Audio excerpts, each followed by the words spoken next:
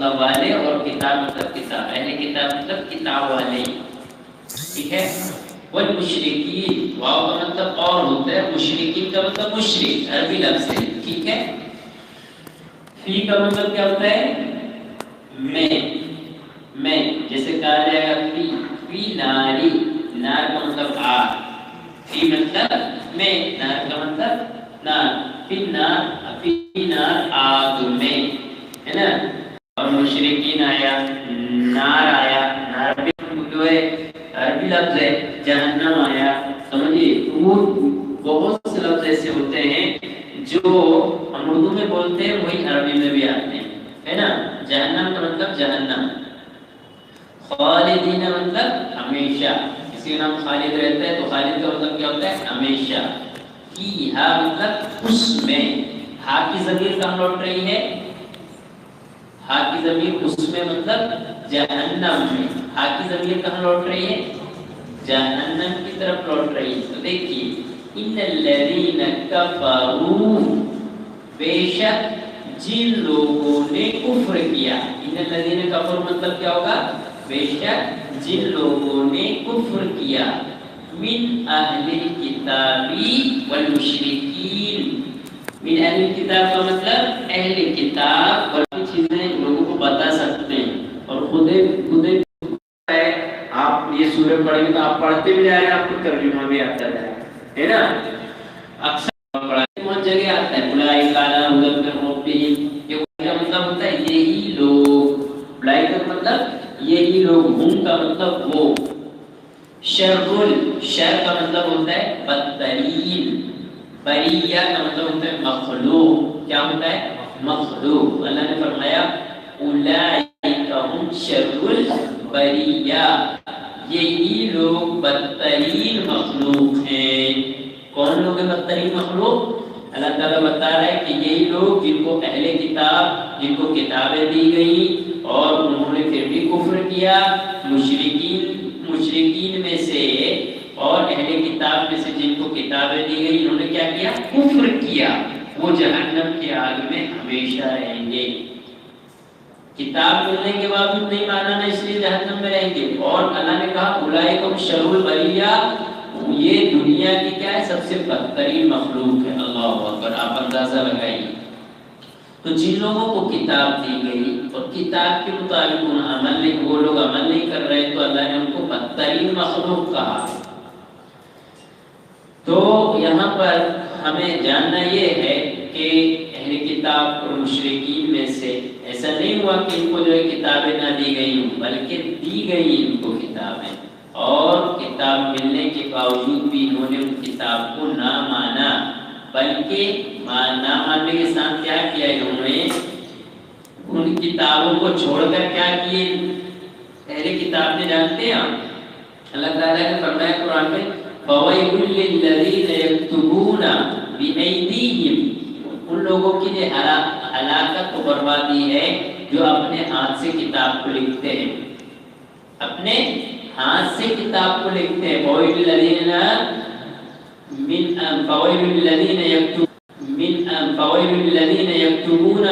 يَكْتُبُونَ بِأَيْدِيهِمْ، اپنے ہاتھ سے کتاب کو لکھتے ہیں اور کیا کہتے ہیں؟ ھذا من عند اللہ، یہ اللہ کی طرف سے۔ دیکھیے، اور دوسری جگہ اللہ تعالیٰ نے فرمایا کہ یہ لوگ کیا کرتے ہیں؟ یہود و نصارہ، جن کو کتابیں دی گئی ہیں کتاب کو، وہ لوگ کیا کرتے ہیں؟ یحرفون الکلم عن مواضعہ، جو اصلی جو عبارت رہتی ہے اس کو بدل کر ان لوگ اپنے طرف سے ڈال دیتے ہیں اور کہتے ہیں ھذا من عند اللہ، یہ اللہ کی طرف سے ہے۔ تو ان لوگوں کے لیے اللہ تعالیٰ نے فرمایا کہ ان الذین کفروا من اہل الکتاب، بے شک جن لوگوں نے کفر کیا اہل کتاب والمشرکین اور مشرکوں میں سے، فی نار جہنم خالدین فیہا، وہ جہنم کی آگ میں ہمیشہ رہیں گے۔ اولئک ہم شر البریہ، اور یہی لوگ بدترین مخلوق ہیں۔ تو معلوم ہوا کہ جن کو کتاب دی گئی، کتاب کے مطابق انہوں نے عمل نہیں کیا، ایسے لوگ اللہ کی نظر میں سب سے بدترین مخلوق ہیں، سب سے بیکار مخلوق ہیں، یہ ان کو بتایا جا رہا ہے۔ تو ظاہر سی بات ہے آج بھی جن کو وہ کتاب دی گئی، ہمیں بھی کتاب دی گئی نا قرآن مجید، اگر ہم اس کے مطابق عمل نہیں کریں گے تو ہمارا شمار جو اس میں آ جائے اولئک شر البریہ، یہ بدترین مخلوق ہیں۔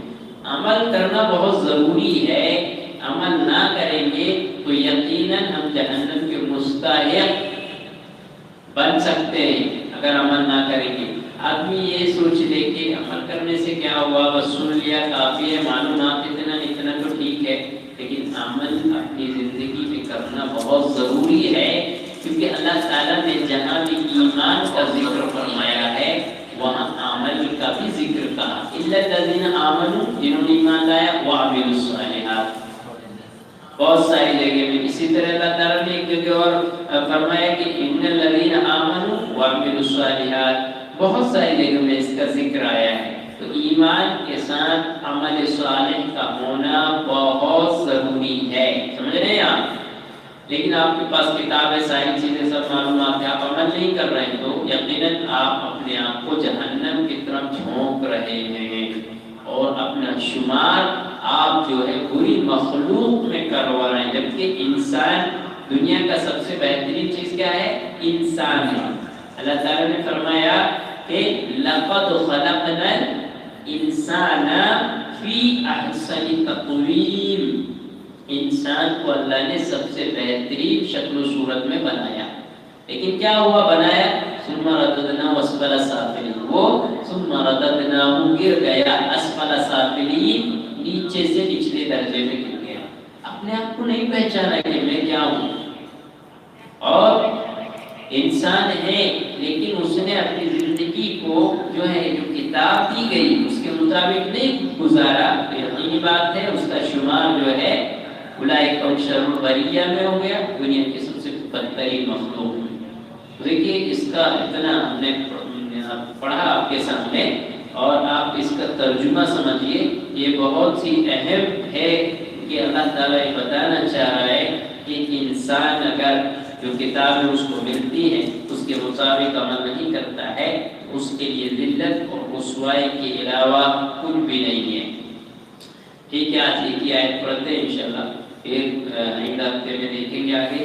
چلیے اب اس کے بعد ہم پڑھتے ہیں سیرت النبی صلی اللہ علیہ وسلم۔ اللہم صلی علی محمد وعلی آل محمد کما صلیت علی ابراہیم وعلی ابراہیم انک حمید مجید، اللہم بارک علی محمد وعلی آل محمد کما بارکت علی ابراہیم وعلی ابراہیم انک حمید مجید۔ کہاں تک پڑھے تھے؟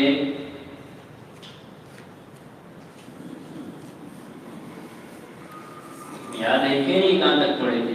کون بتائے گا؟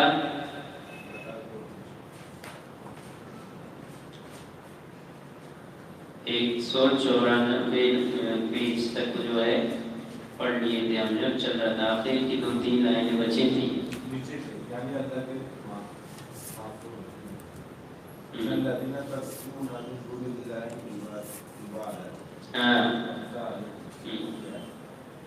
جی یہیں سے چلے گا۔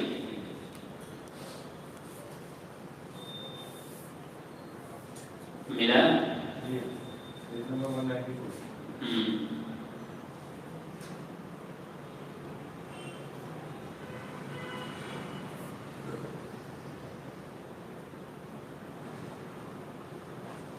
دیکھیے تو یہاں پر یہ چل رہا تھا کہ مشرکین جو ہے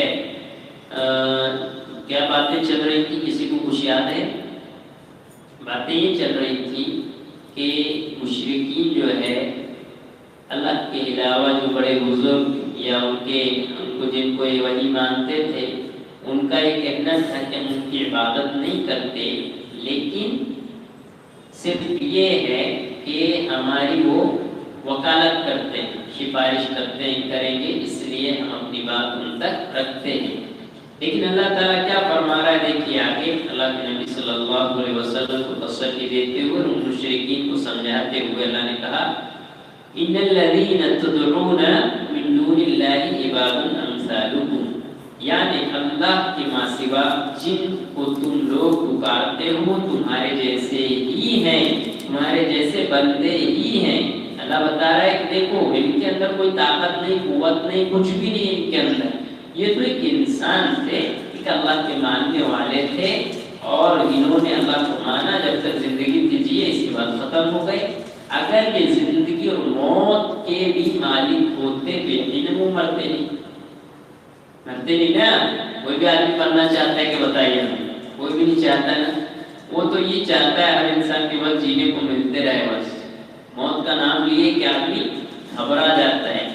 بھئی اس طرح کے جملے اگر استعمال کر دیے کہ بھئی ہمیں تو ایک دن دنیا سے جانا ہے، مر جائیں، کب ہماری زندگی ختم ہو جائے، تو انسان کیا ہوتا ہے؟ ایسے جملے مت بولو، ہے نا، بولتے ہیں، ڈرتا ہے مجھ سے۔ اللہ تعالیٰ یہ بتا رہا ہے کہ مشرکین مکہ سے کہ تم اللہ کو چھوڑ کر جن کو جو مانتے ہو، پکارتے ہو، یہ تو ایک انسان تھے۔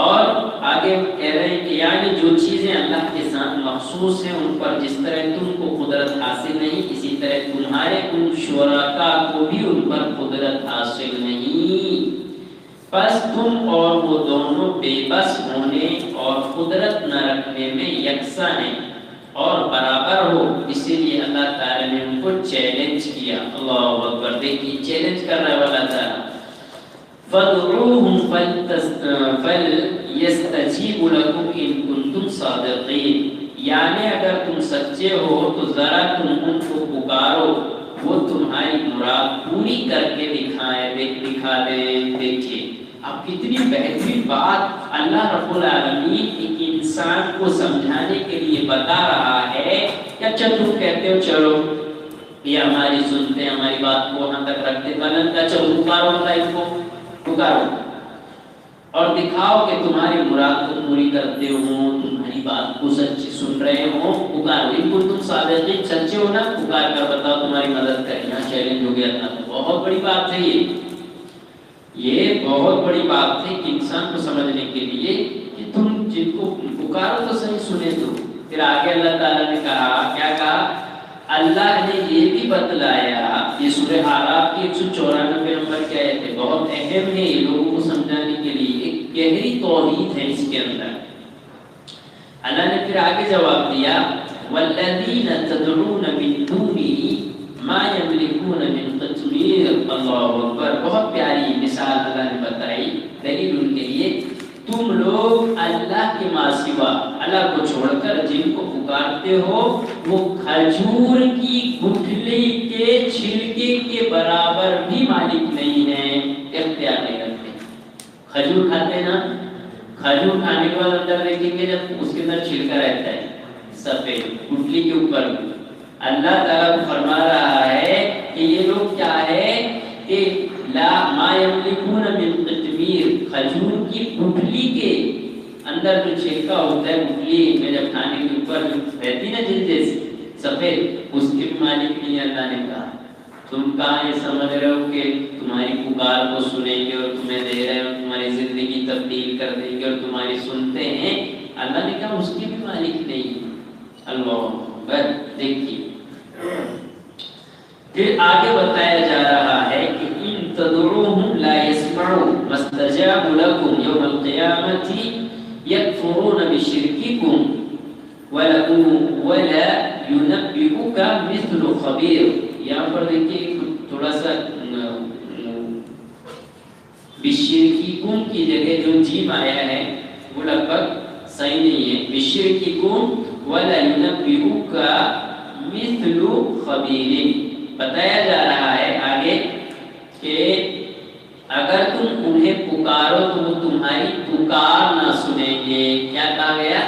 اگر تم پکار رہے ہو تو وہ تمہاری پکار بھی نہیں سنیں گے، اور اگر مان لو بالفرض سن بھی لیں تو جواب تو نہ دے سکیں گے۔ اب سن بھی لیا، جیسے حدیث میں آتا ہے کہ مردے سنتے ہیں کہ جواب دیں گے کیا؟ نہیں دیتے۔ سن بھی لیا، جیسے اللہ کے نبی کی حدیث سے بخاری کی جاتے ہیں دفن کر کے، جب دفن کر کے جانے لگتے تو قدموں کی آواز کو سنتا ہے۔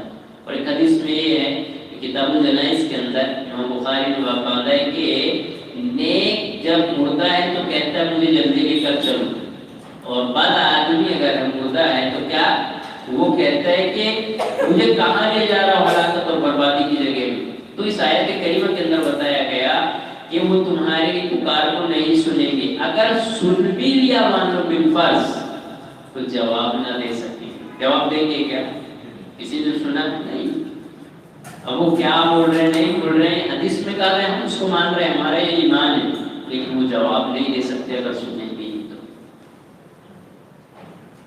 تو وہی اللہ تعالیٰ بتا رہا ہے کہ تو بالفرض سن بھی لیں تو جواب تو نہ دے سکیں گے، اور قیامت کے دن تمہارے اس شرک کا انکار کر دیں گے۔ اللہ اکبر، دیکھیے انکار کر دیں گے کہ اللہ ہم نے تو بالکل ہی نہیں کہا کہ ہماری عبادت کرو، ہمارے پاس آؤ، سجدہ کرو، اس طرح وہ بالکل انکار کر دیں گے۔ جیسے اللہ تعالیٰ نے فرمایا وَإِذَا حُشِرَ النَّاسُ كَانُوا لَهُمْ أَعْدَاءً وَكَانُوا بِعِبَادَتِهِمْ كَافِرِينَ۔ جب وہ جمع کیے جائیں گے، حشر کے دن کیا ہوگا؟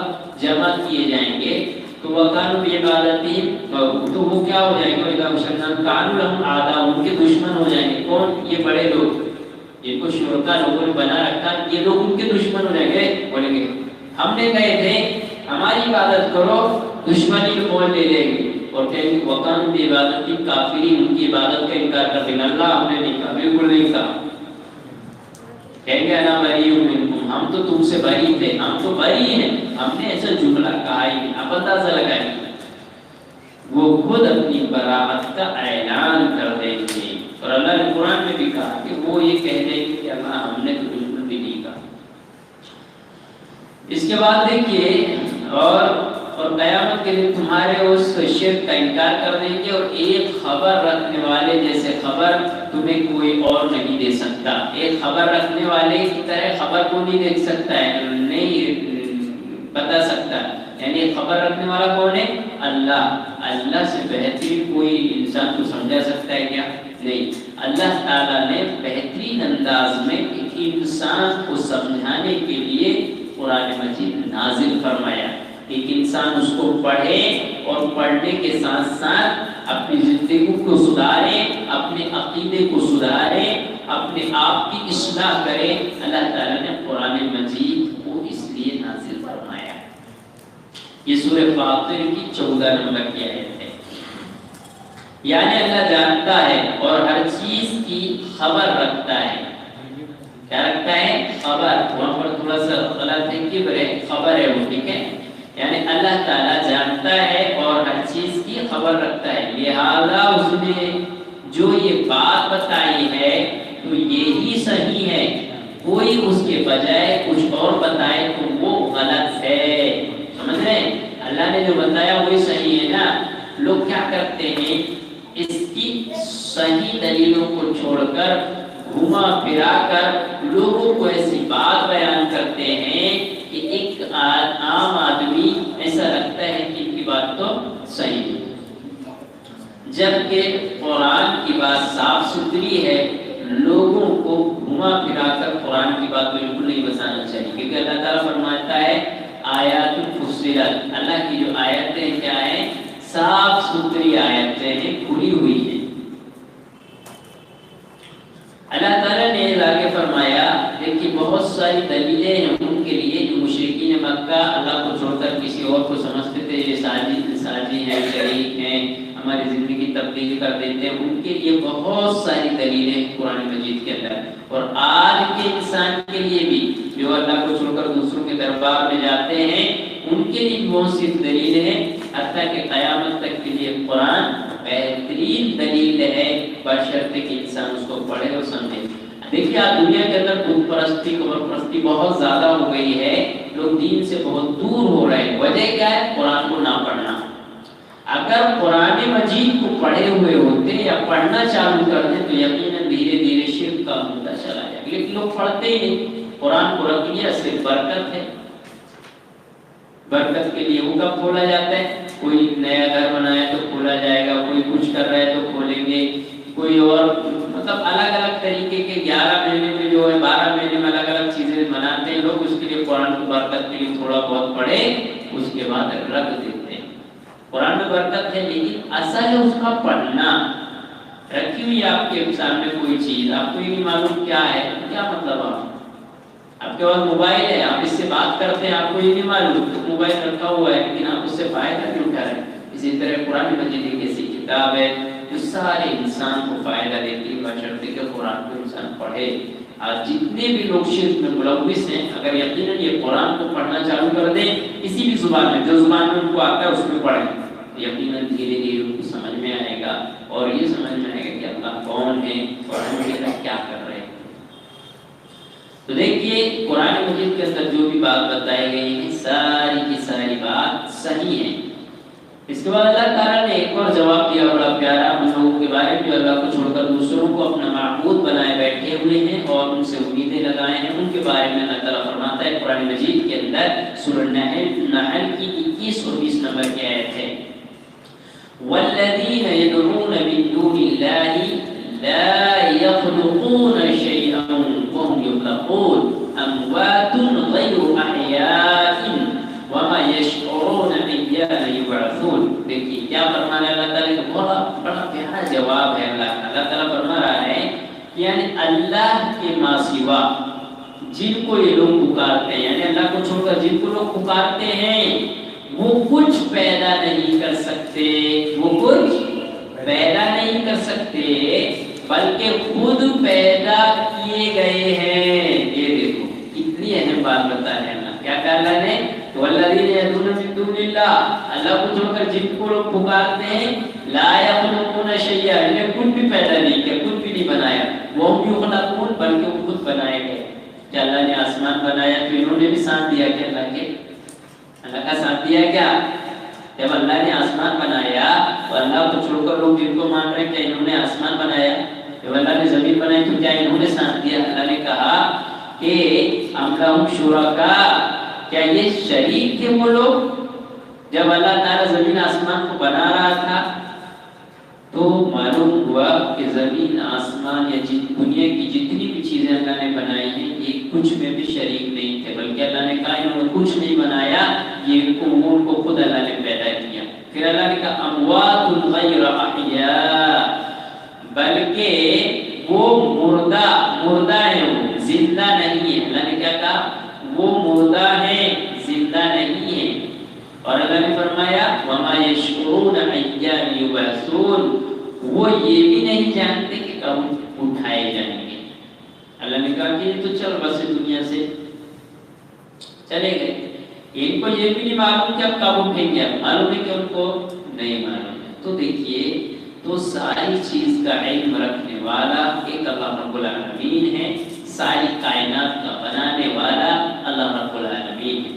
یہودیوں نے یہ کہا اللہ نے زمین آسمان کو کتنے دن میں بنایا فی ستتی ایام 6 کے ساتھ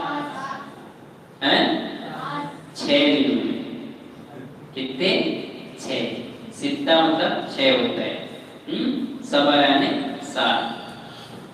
اللہ تعالیٰ نے کیا کیا کتنے دن میں بنایا 6 دنوں میں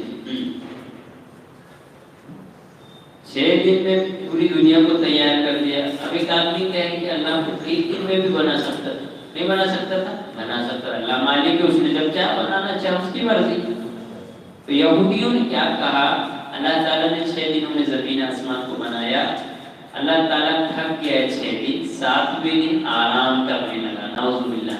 کیا بولے انہوں نے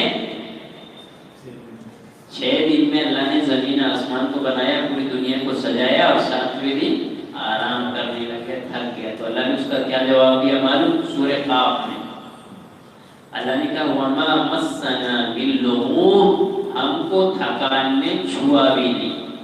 اللہ اکبر. اللہ تھکتا ہے کیا تھکتا کون ہے ہم اور آپ تھک جاتے محنت کریں گے تھک جائیں گے. صبح اٹھتے ہیں اگر ناشتہ نہیں ملا تو تھک جاتے ہیں نا طبیعت خراب ہونے لگتی ہے نہیں.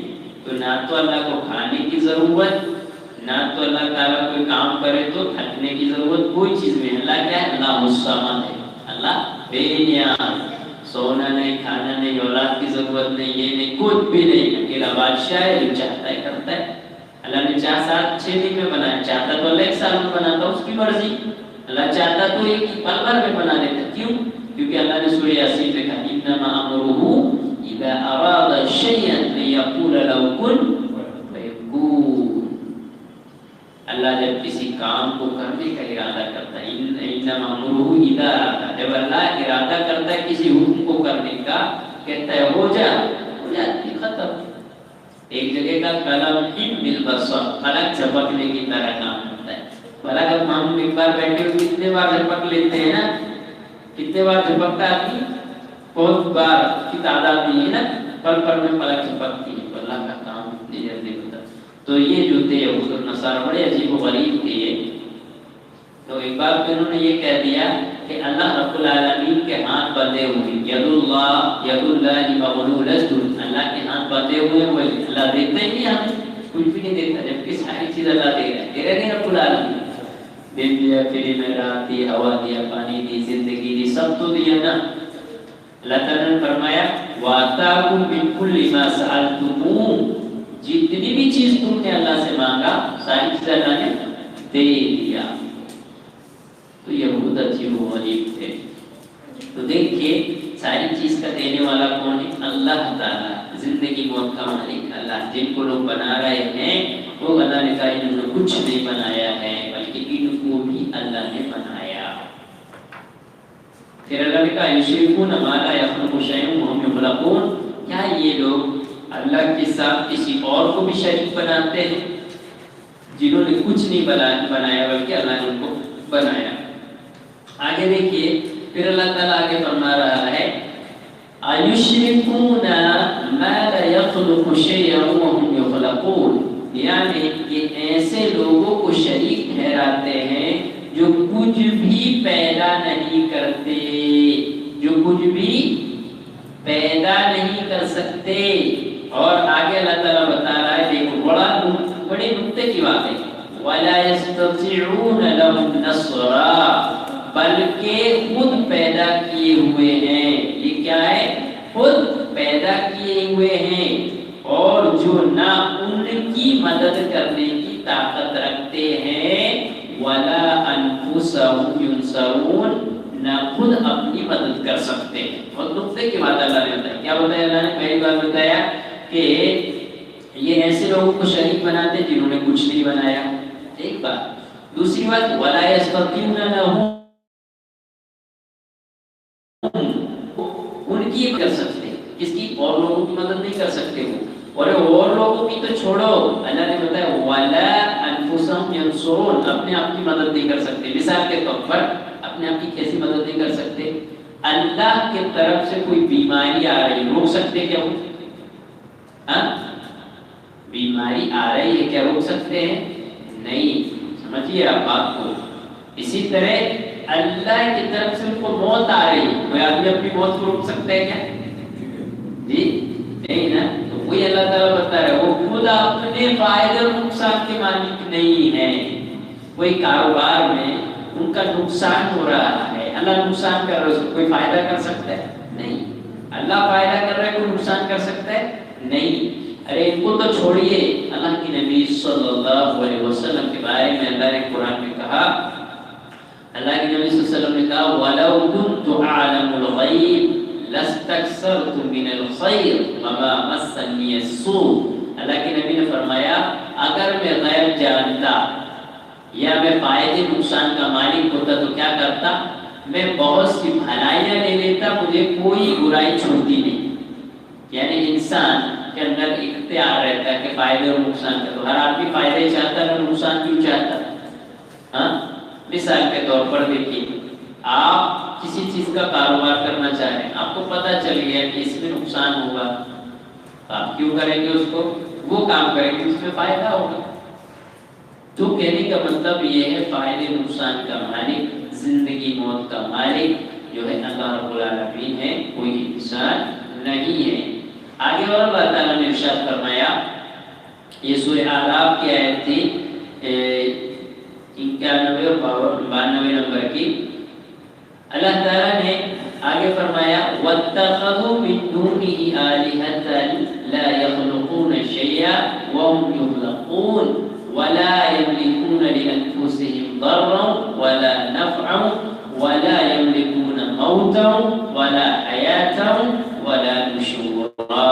بہت پیاری آیت، سورہ فرقان کی 3 نمبر کی آیت ہے۔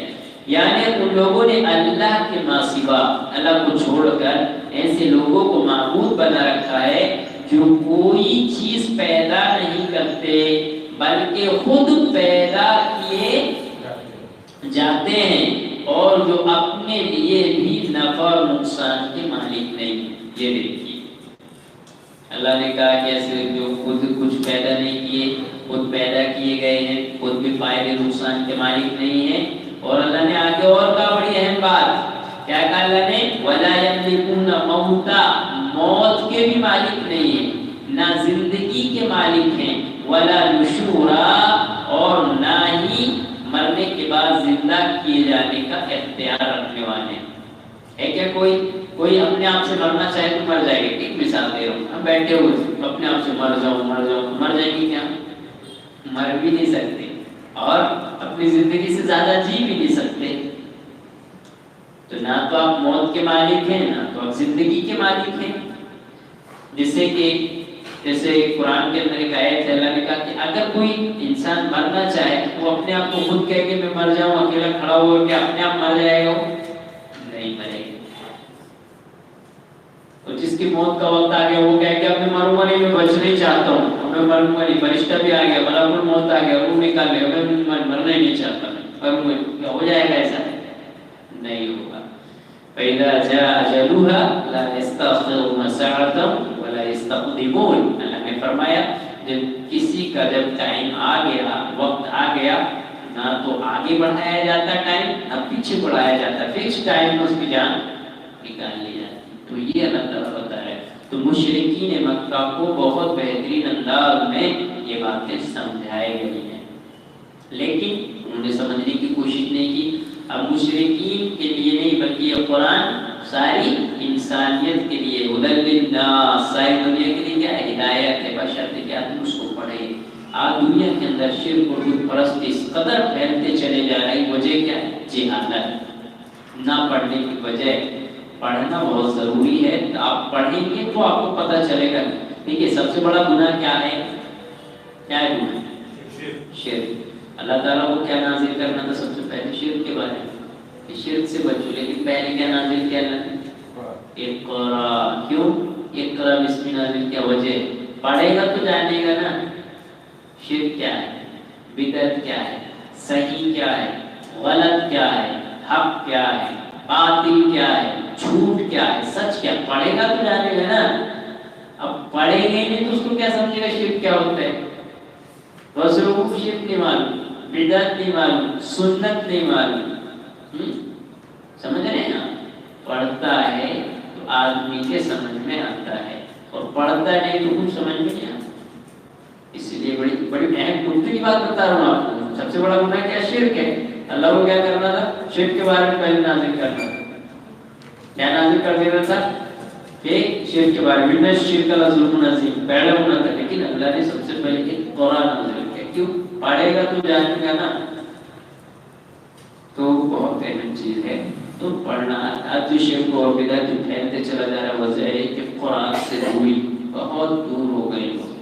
قرآن کو کیا کرتے تھے؟ گھر میں لٹکا کے لیتے، دکان کی خیر و برکت کے لیے، چاروں کو لگا لو.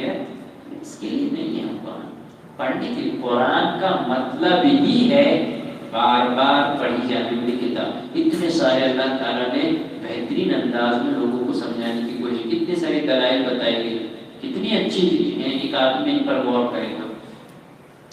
سیرت پڑھے الحمدللہ. اب اس کے بعد جو تجوید نکالیے.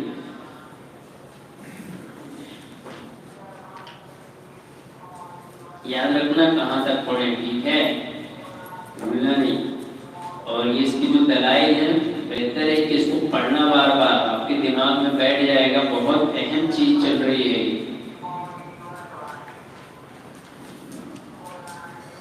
تجوید کا کیا مطلب ہوتا ہے؟ کون بتائے گا؟ تجوید کسے کہتے ہیں؟ مخارج کو ان کے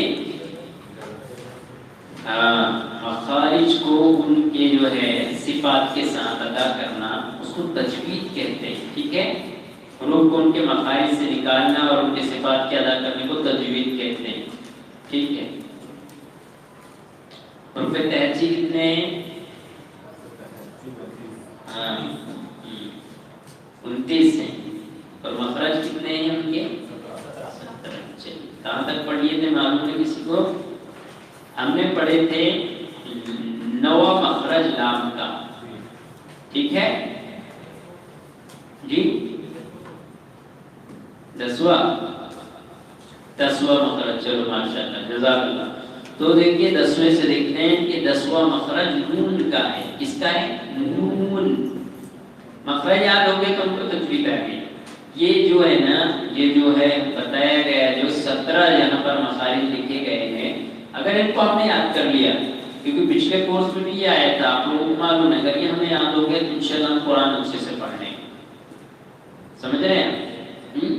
تو مخرج ہم یاد رکھیں گے تو یقیناً 17 ہیں، وہ جیسے کوشچن آنسر آدمی یاد کرتا ویسے جو رٹنا چالو کیے ایک ہی دن میں یاد ہو جاتے ہیں، ایک دن میں تو ایک ہفتے میں یاد کر لیتے ہیں، بس وہ دھیان میں رہے ہم کو کسی کہاں سے سواد کہاں سے لیک کہاں سے نکل رہے، یہ سب چیز پڑھتے ٹائم وہ چیزیں بھی یاد آنا چاہیے۔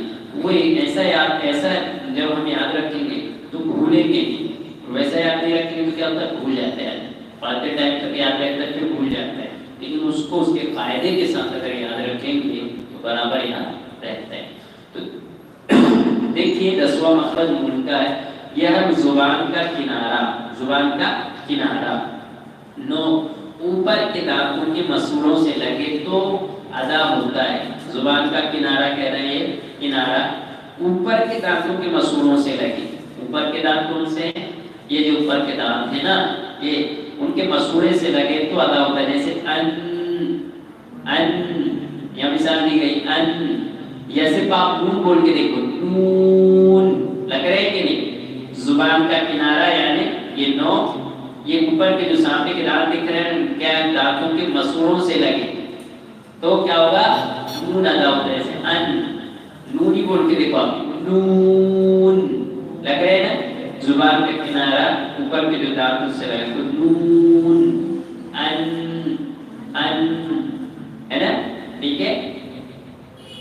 اس کے بعد 11واں مخرج را کا ہے، کس کا؟ را، یہ ہے زبان کا کنارہ، نو، اور کچھ پشت اوپر کے دانتوں کے مسوڑوں سے لگے تو ادا ہوتا ہے، جیسے اور،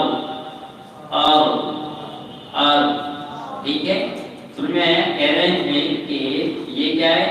زبان کا کنارہ یہ، اور کچھ پشت اوپر کے دانتوں سے لگے، کچھ پشت بولے تو پشت کس کو بولیں گے؟ کون بتائے گا؟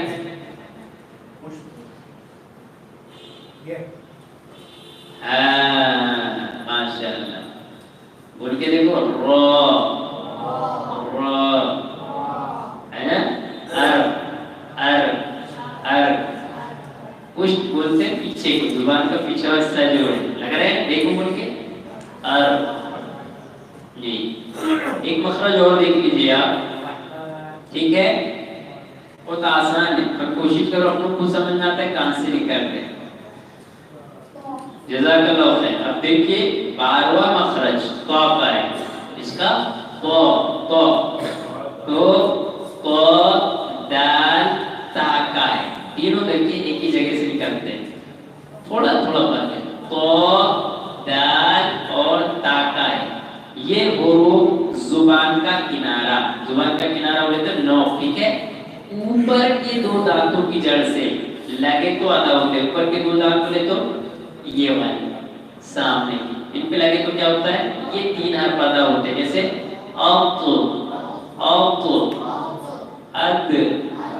اد، ایک ہی جگہ سے ادا ہوئے نا، 29 مخرج ہیں، وہ 29 حرف ہے لیکن مخرج کتنے ہیں؟ 17 ہے نا، تو 3 حرف جو ہے ایک ہی جگہ سے نکلتے ہیں، تو تا دال، زبان کی نو اوپر کے سامنے والے دانتوں کی جڑ میں لگے، مسوڑوں میں لگے، یعنی جڑ میں تو کیا ہوگا؟ یہ 3 حرف ادا ہوتے ہیں، ٹھیک ہے، اتنا یاد رکھیے انشاءاللہ، یہ چھوٹے ہیں، ان کو یاد رکھیں گے اور جب قرآن پڑھیں گے تو آپ کو سمجھ میں آتا چلا جائے گا، لیکن اس کے فائدے یاد ہونا ضروری ہے تجوید کے لیے۔ یہ ہر جو یہ 29 ہوتے ہیں اوپر سے جی تھوڑا گہرائی سے لینا پڑتا ہے، تو وہی کی آواز جی تھوڑا جو اس میں جیسے جیسے اب تو بولیں گے تو سادگی سے اب تو، اور یہ جو اد بولیں گے، اد اس میں قلقلہ ہو، اد ہے نا، अद حروف قلقلہ کتنے ہیں کون کون سے قاف طا با جیم دال ان کے اوپر جزم ہو تو کیا ہوتا ہے قلقلہ قلقلہ ہوتا ہے ٹکرانے کا ہے نا لوٹ کے آنا جیسے اق اق اد جیسے تبت ید ابی لہب وطب ما اغنى عنه ماله وما كسب وامرأته حمالة الحطب في جيدها حبل من مسد چاروں آیتوں میں کیا ہے آخر میں اور اسی طرح ہے اقرا اقرا آپ کی پڑھ تو حروف قلقلہ 5 ٹھیک ہے 5 کے 6 چلیے تو اتنا یاد رکھیں گے ٹھیک ہے جی قاف طا با جیم دال چھوٹا کا بڑا کا دونوں بھی نہیں چھوٹا کا نہیں بڑا کا قاف طا تانی تو ہاں تو جس کو قطب جدید کہتے ہیں قطب جدید آپ کا دال با سا نہیں ثانی جیم قاف قاف با جیم دال ان کو بول موٹے موٹے حرف نہیں جیسے حروف قلقلہ کتنے ہوتے اقفا کتنے ہوتے این کتنے ہوتے مدہ کتنے سمجھیے یہ چھوٹی موٹی موٹی چیزیں ہیں تو مجھے تو الحمدللہ تجوید الحمدللہ آگے چلیے ٹھیک ہے اللہ رب العالمین آپ کے پڑھنے کو قبول فرمائے آمین آپ کو انشاءاللہ تجوید سے سبھی کو خواتین کو اللہ تعالیٰ تجوید سے پڑھنے کی توفیق دے اور مدد فرمائے آمین ربنا تقبل منا انك انت السميع العليم وتب علينا انك انت التواب الرحيم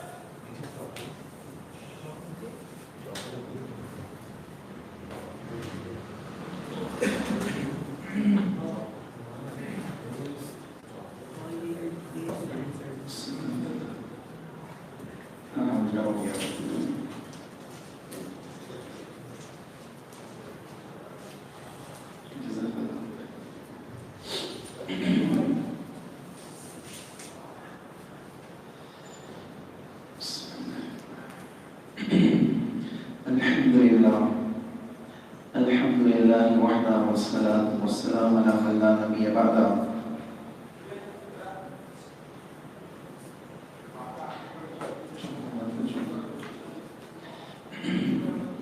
أعوذ بالله من الشيطان الرجيم بسم الله الرحمن الرحيم ومن أظلم ممن افترى على الله كذبا أو كذب بالحق لما جاء أليس في جهنم مثوى للكافرين تمام قسم کی حمد و ثنا کبریائی بڑائی اللہ لا شریک کے لئے زیبا ہے سبحان اللہ و بحمدہ سبحان اللہ العظیم انگنت درد و سلام ہو جناب محمد رسول اللہ صلی اللہ علیہ وسلم کی ذات اللہ اللہم صلی وسلم علیہ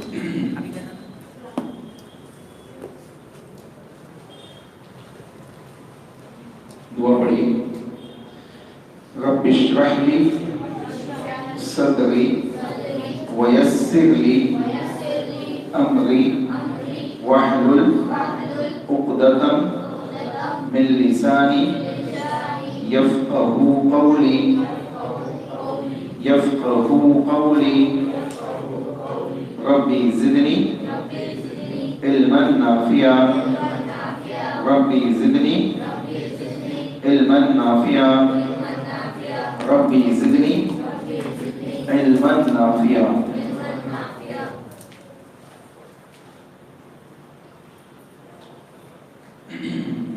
کیا پڑھیں گے؟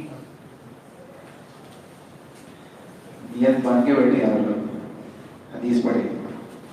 ٹھیک ہے کھلی حدیث حدیث فقہ عقیدہ تینوں پڑھیں گے انشاءاللہ.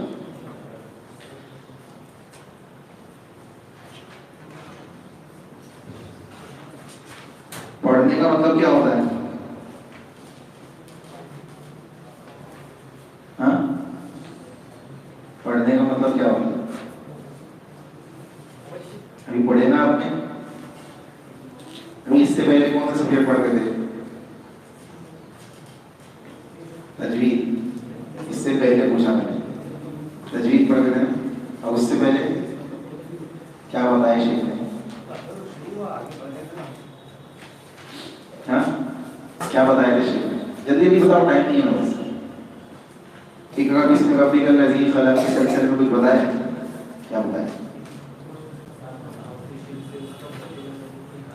علم حاصل پڑھنے کا مطلب. اور اللہ نے سب سے پہلے اسی کا حکم دیا. تو اللہ نے سب سے پہلے اسی کا حکم دیا تو پھر بسم اللہ الرحمن الرحیم کیوں لکھا جاتا قرآن میں سب سے پہلے؟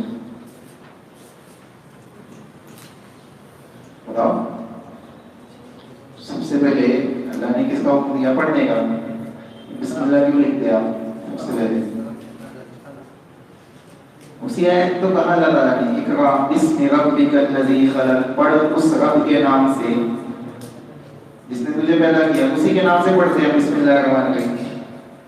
اسی میں جواب ہے کہ نہیں؟ تو پڑھنا ہے. یا بیان سننے نہیں آتے نا؟ بیان سننے آتے ہیں بیان کیا نہیں ہوگا. سنڈے کے پڑھنے کا ذہن بنا گیا. ٹھیک ہے.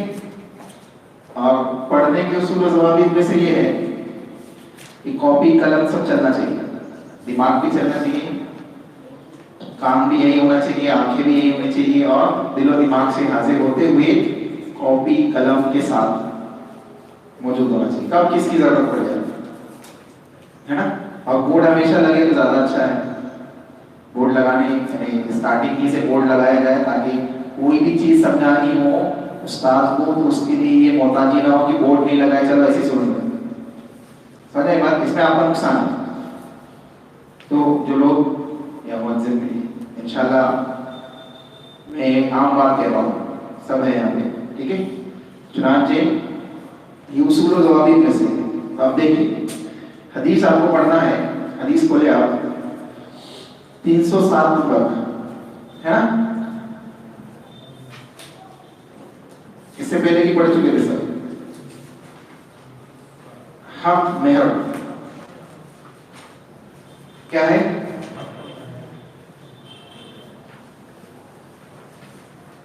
دیکھیے حدیث ان انس بن مالک رضی اللہ تعالی عنہ ان النبی صلی اللہ علیہ وسلم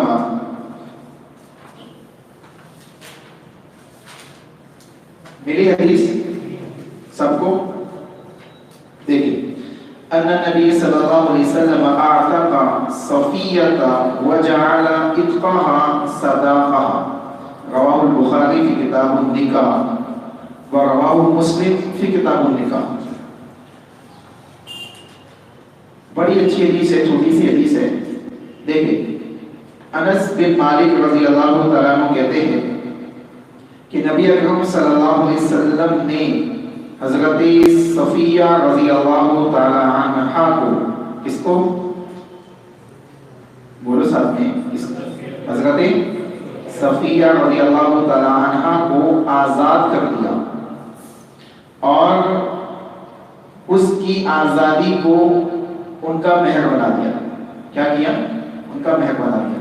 صفیہ رضی اللہ تعالی عنہ کون ہے یہ؟ یہ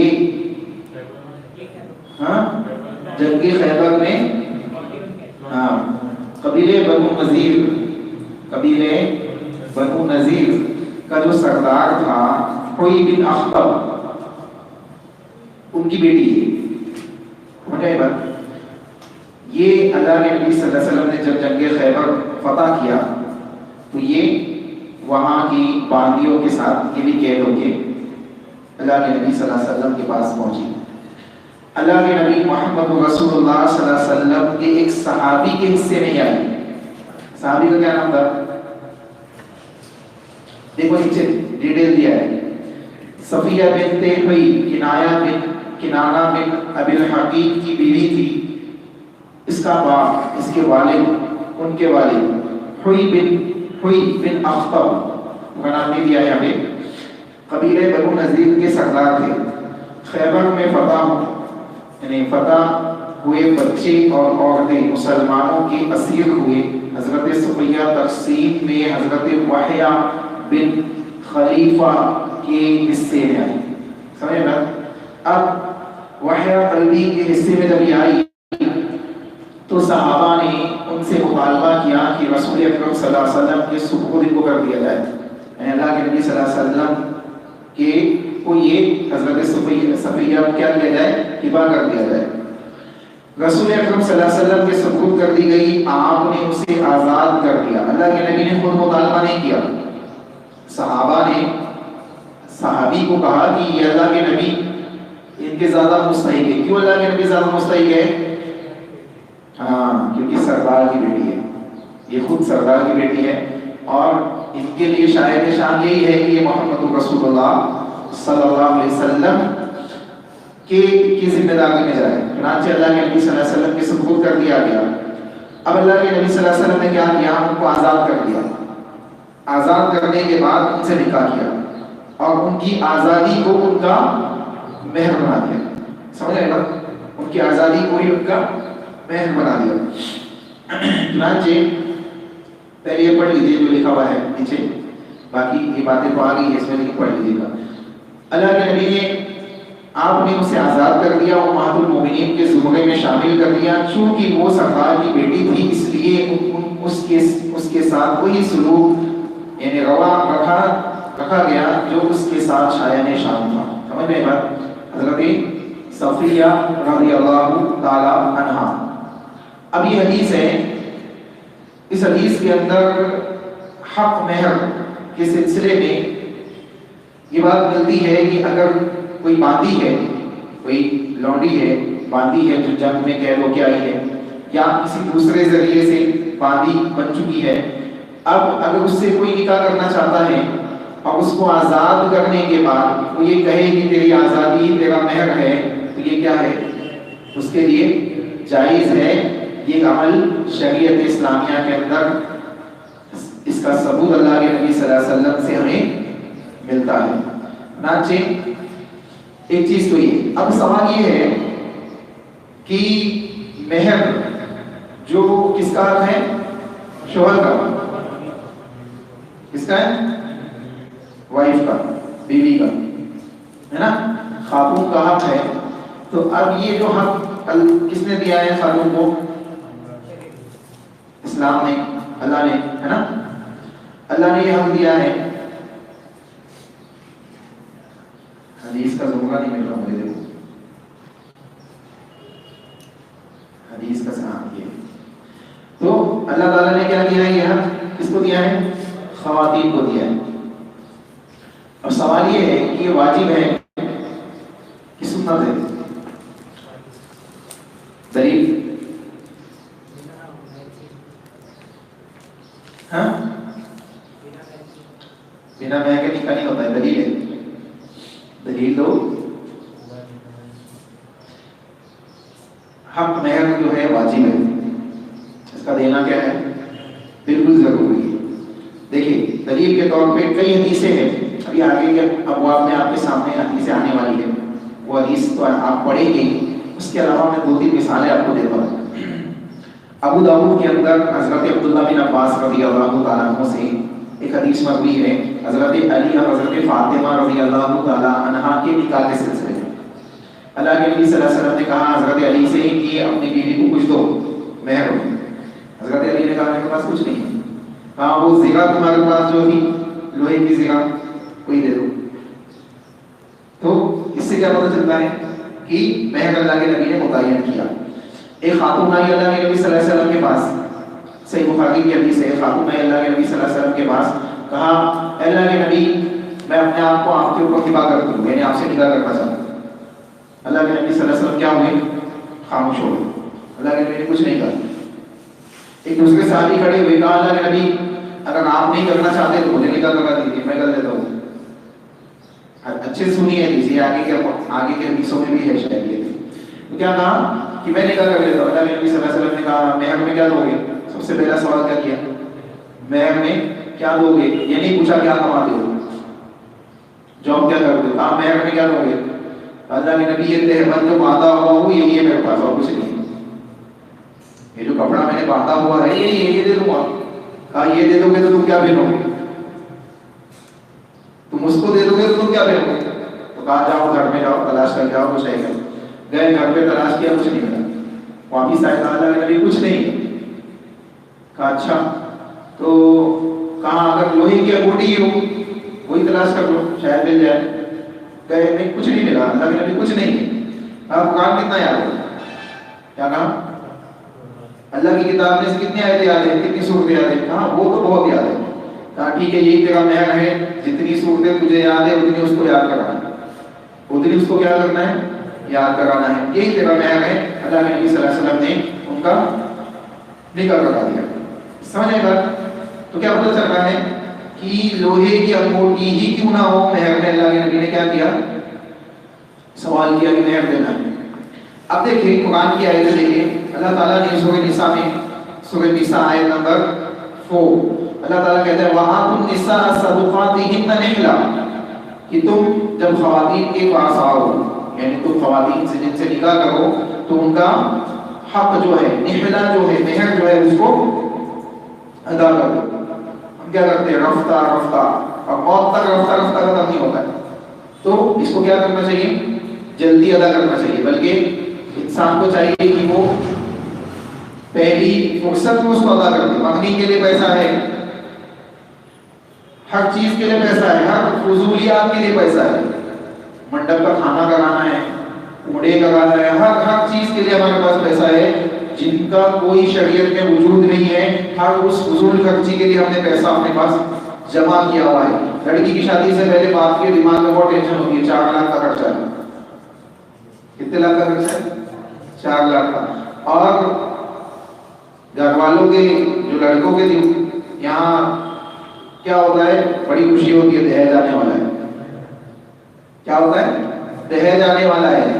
اب تو سب فریج خراب ہو گئی تھی، اب نکاح کر لیتے ہیں کسی سے. سب آنے والا ہے، گاڑی بھی آنے والی نہیں ہے، 4 ویلر چاہیے. تو یہ کیا ہے؟ جہاں پریشر ہونا چاہیے وہاں پریشر نہیں ہے، اور جہاں پریشر نہیں ہونا چاہیے وہاں پریشر ہے. خواتین کے یہاں پہ کوئی پریشر نہیں ہے اسلام میں. لڑکے کو تھوڑا سا پریشر ہے، ایک ولیمہ کرانا ہے، ایک مہر دینا ہے. اتنا بھی نہیں ہے کہ نس پڑ جائے. سمجھے گا؟ تو جو چیز ہے اس کو تو چھوڑ دیا ہم نے، اور فضولیات اتنی اپنائی. اور کیا کہا؟ ان المبذرین کانوا اخوان الشیاطین. اللہ نے کہا فضول خرچی کرنے والے شیطان کے بھائی ہیں. کس کے بھائی بن گئے ہم سوچ لیا.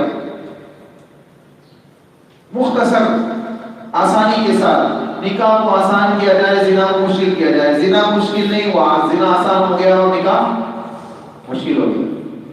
آج معاملہ یہ ہے. تو مہر کیا ہے؟ واجب ہے. دوسری آیت دیکھیں، سورہ نساء کی آیت ہے، آیت نمبر 24. آیت لکھ سکتے ہیں آپ لوگ؟ آیت نمبر 24 بعد میں دیکھ لینا چاہتے ہیں. آیت نمبر 4 بتایا تھا اس سے پہلے میں نے. آیت نمبر 4، آیت نمبر 24 24. اللہ تعالیٰ کہتا ہے فَمَسْتَمْتَعْتُمْ بِهِ مِنْهُنَّ فَآتُوهُنَّ أُجُورَهُنَّ فَرِيضَةً. دیکھیں وہاں نحلہ کا لفظ آیا تھا، یہاں کیا آیا؟ فریضہ.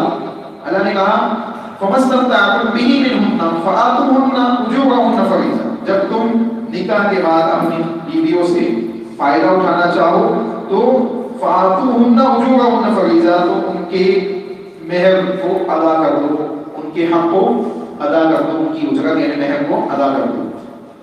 تیسری آیت سورۃ ممتحنہ، وَلَا جُنَاحَ عَلَيْكُمْ أَن تَنكِحُوهُنَّ إِذَا آتَيْتُمُوهُنَّ أُجُورَهُنَّ، یہ اصل میں مشرکین کی خواتین کے سلسلے میں بیان کیا جا رہا ہے۔ مشرکین کی کوئی یعنی کافر یا مشرک کوئی ایسا شخص ہے جن سے ان کی بیویاں ان کو چھوڑ کے آ جائے، طلاق لے کے آ جائے، اب تم ان سے نکاح کرنا چاہتے ہو تو اللہ نے کیا کہا، وَلَا جُنَاحَ عَلَيْكُمْ، تم پہ کوئی گناہ نہیں، أَن تَنكِحُوهُنَّ کہ تم ان سے نکاح کر لو، ہاں، اذا آتیتموہن جبکہ وہ تمہارے پاس آئی ہے نکاح کرنے کے لیے، اجورہن ان کی اجرت یعنی مہر ان کو ادا کر دو اور ان سے نکاح کر لو، یہ تمہارے لیے کوئی گناہ کی بات نہیں ہے۔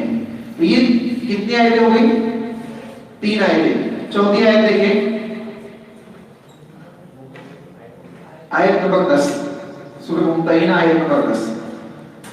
سورۃ نساء آیت نمبر 20، اللہ تعالیٰ کہتا ہے فَلَا تَأْخُذُوا مِنْهُ شَيْئًا، یہ کیا ہے؟ اس کی آگے بھی باب آئے گا، اس میں کہا اس آیت میں آگے پچھلے یعنی آیت کا مکمل تھوڑا میں وضاحت کر دوں۔ اللہ تعالیٰ نے کہا کہ اگر تم خزانہ ہی کیوں نہ دے دو، مہر میں خزانہ ہی کیوں نہ دے دو، فَلَا تَأْخُذُوا مِنْهُ شَيْئًا، اس میں سے کوئی چیز واپس نہ لو، کوئی چیز واپس نہ لو، یعنی مہر اس کا حق ہے، اس کے پاس رہ لو، ہاں ہم واپس تو لیتے ہی نہیں، دیتے ہی نہیں، واپس لینے کی بات تو بعد میں آئے گی نا، ہم دیتے ہی نہیں ہیں تو واپس لینے کی بات کب آئے گی، ہے نا؟ چنانچہ ان چاروں آیتوں سے کیا معلوم پڑتا ہے کہ مہر دینا واجب ہے، انسان ایک شوہر کے لیے اس کا لازمی عمل ہونا چاہیے کہ مہر کے معاملے کو انجام دے، مہر کو پہلی فرصت میں ادا کر دے۔ اب اس سلسلے میں 9 الفاظ جو کتاب و سنت میں ہمیں ملتے ہیں، علامہ ابن قدامہ رحمہ اللہ علیہ نے اس کو نقل کیا ہے المغنی میں، المغنی نامی ایک کتاب ہے ان کی، اس میں اس کو نقل کیا ہے، وہ 9 الفاظ آپ کے سامنے لکھ دوں۔ علم میں نے کہا نا کہ بیان سننے نہیں آنا، یہاں پہ علم حاصل کرنے آنا، تو وہ 9 الفاظ آپ لکھ لیجئے۔ اب یہ نہیں پوچھتا اس کا کیا معنی ہے، اس کا کیا، سب کا معنی مہر ہے، سب کا معنی کیا ہے، مہر ہے۔ تو بولے اس کا معنی کیا ہے، اس کا معنی 9 کا سمجھاتے پتہ چلا پونے 1 بج گئے۔ دیکھیے سب کا معنی کیا ہے، مہر، اور اس میں مہر والا لفظ بھی ہے، سمجھ میں آئی بات؟ نہیں آئی؟ آ گئی؟ کہاں ہے؟ آئی ہے تو سمجھ میں کہاں ہے؟ دیکھیے آپ اوپر لکھ لیجیے وہ الفاظ جو کتاب و سنت میں مہر کے لیے استعمال کیے گئے، جو لینگویج میں لکھنا ہے، میں ایسے الفاظ لکھ رہا ہوں، ٹھیک ہے؟ دیکھیے کیا ہے، صداق، پہلا ورڈ صداق، لکھو، بیٹھو مت، کیوں بنا کاپی قلم لیے علم حاصل کرنے آئے؟ نہیں ویسے موبائل سے علم حاصل کیا، فوٹو کھینچ کے، ہاں صداق۔ دیکھیے دوسرا صدقہ، اب یہ خواتین یہ نہ سمجھے کہ صدقہ دیا جا رہا ہے، مہر کا لفظ جو استعمال کیا گیا ہے مہر کی جگہ پہ کتاب و سنت کے اندر، اس میں سے کیا ہے، صدقہ بھی ہے، ٹھیک ہے؟ اس کے علاوہ تیسرا مہر، چوتھا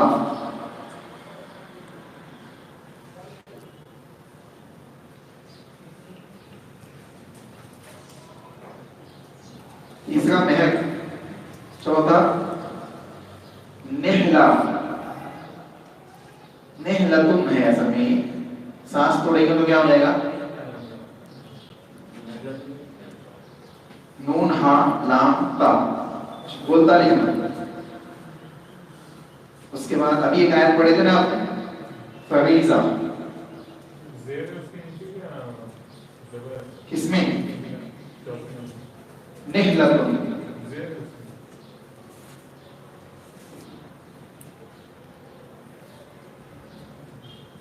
ہاں